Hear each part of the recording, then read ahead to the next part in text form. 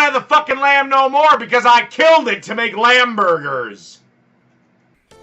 All right, let's start these lamb burgers off.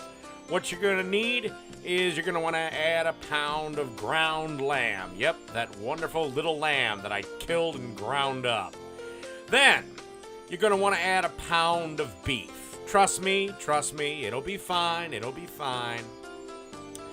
And then you're gonna want to mix these two together. And on the right there, you'll see the seasoning for these burgers. And that's just a mix of salt, pepper, garlic, and onion. About a tablespoon of each, and I just mixed them together in that little bowl. All right. Now we're going to turn these little old burgers into about third-pound patties. You can certainly go a little bit bigger or a little bit smaller if you like. Lamb is nowhere near as lean as elk, so you can get away with a fourth-pound burger. But I'm going to do third-pound burgers. That's a good sign. And remember, you do want to dimple the burgers. That means press a little indentation in each of the burgers. You can see here how I'm doing that. Just, press your thumb down. What this does is it prevents the burger from doing that ball up effect when you cook them. You know how your uncle lights the grill and it's incinerating everything and the burgers come out looking more like fucking tennis balls than patties? Well, if he'd have bothered to put a little dimple in the burger, that wouldn't have happened.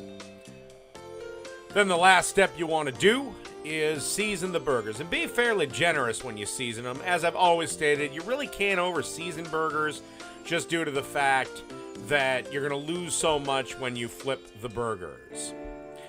Don't you just love when the shadow of the camera casts over my shot? Ain't that great? Okay, on a scorching hot grill, you want to place these burgers down. They're going to be done in about, 10 minutes or so. Maybe a little less, maybe a little more. But I like to flip burgers about every 2-3 minutes till they're 165 internal. Yes, there are some people that make this great big deal about flipping the goddamn burgers once. Honestly, I'm indifferent. So, my philosophy is flip as many goddamn times as you want. So, while we're waiting for these to cook up, let us have a moment of silence for Mary's lamb.